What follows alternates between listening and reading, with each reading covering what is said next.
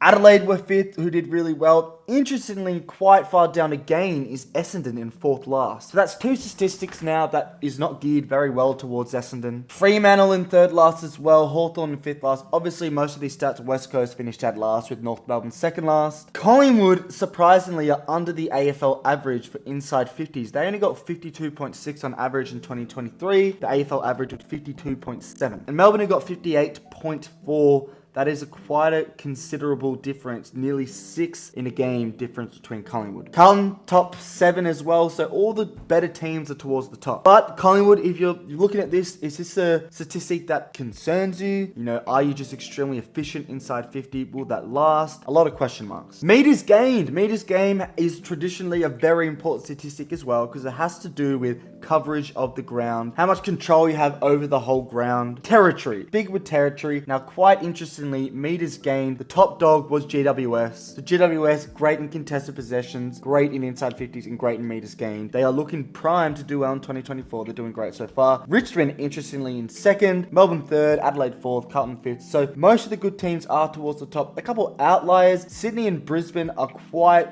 below the AFL average with meters gained, which might be sort of geared towards their game style. They're less concerned about territory. Collingwood just above the AFL average, you know, so Collingwood so far statistically aren't looking great, but Melbourne sitting in 3rd place, Carlton in 5th place, even the likes of Port Adelaide up there as well. Those stats bode well with those teams. Shots at goal is another pretty good indicator with how your team is going. The more shots at goal, the better. The big thing with AFL these days, particularly the key forwards, is set shot accuracy. Now, shots at goal, Adelaide were at the top alongside their other Adelaide partner, Port Adelaide. Brisbane in 3rd, Melbourne in 4th. So the top 4, albeit regardless of Adelaide, who should have made the 8.